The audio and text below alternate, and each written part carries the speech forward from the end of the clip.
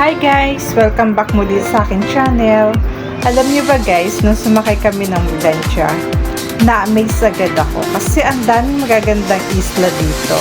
Tapos nadagdag pa itong asong nasa likuran namin na nakatanaw din. Akala mo naman alam niya yung, sa bagay, alam naman niya yung tubig at mga natatanaw niya rin siguro.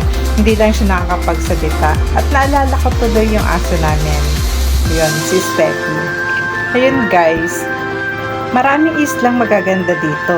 So guys, excited na nga ako makarating doon sa nirentahan naming bahay. Pero after nitong lanchang to na sinasakyan namin, so kailangan pa namin sumakay ng isang tricycle pa bago makarating dun sa bahay. So mamaya makikita niyo yung bahay na nirentahan namin. So ito na guys, yun. Ito yung bahay na nirentahan namin. Maganda, malaki siya. May dalawang bed. Yan, double size yung ano niya. Tama ba, double size? Basta double yung kama niya, dalawa. Yun, dapat tatlo kami dyan eh. Pero yung anak kong lalaki, hindi siya nakasama kasi mali yung book na book niya. Yun, so sayang lang. Kaya dalawa na lang kami ni Angel tumuloy. Ayun. So, kompleto rin sila dito, guys. Meron na rin silang ref, pingganan, tapos single burner, mini stove, telmos, ayun. Nung pagdating namin dito, nag-ikot-ikot ako, tapos tinignan ko isa-isa yung mga gamit, kung okay, kasi syempre gagamitin namin to. Ayun. Tapos, tinignan ko rin yung ano nila, yung gas stove nila, may laman naman yung tangke. Tapos, lumabas ako ng terrace, dahil kasi gusto ko makita yung garden. So, nung paglabas ko dyan, nakita ko na agad yung garden. Maganda yung garden nila, malinis. At saka malinis itong bahay na inupahan namin. So, maganda talaga siya. Tapos, tanaw din dyan yung dagat. Kaso, medyo malayo pa talaga yung dagat. Pero okay, tanaw. At saka, buti nga nandito kami sa second floor. Tamang-tama overlooking yung ano namin, yung pwesto namin. Ayan yung dagat. Ayan. Malayo pa yan, sakay pa kami ng tricycle papuntang beach. Yun. Pero hindi muna kami pumunta ng beach. Then after ko mag-ikot-ikot dyan, pumunta kami ng palengke.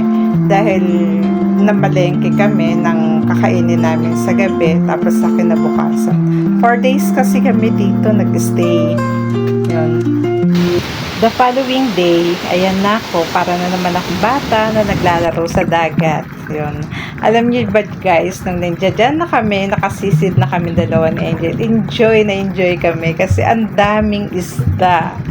So, feel ko gustong-gusto ko pumunta sa ilalim pa. Mas yung maabot ko yung buhangin. Yun, kaso pinipigilan lang kami ng ano namin, ng tour guide namin na bawal kaming sumisid ng malalim. So, yun, nakaka-enjoy talaga doon.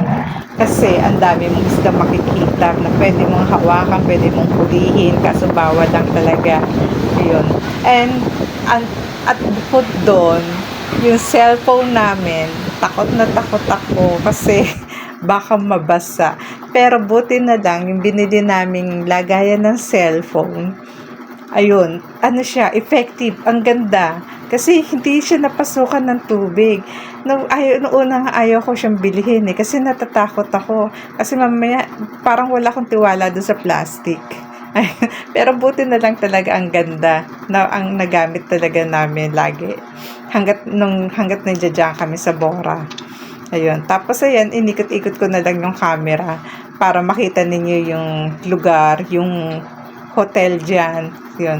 Eh dito sana maganda mag-stay kasi ayan lang, 'di ba? Walking distance lang, nasa dagat ka na.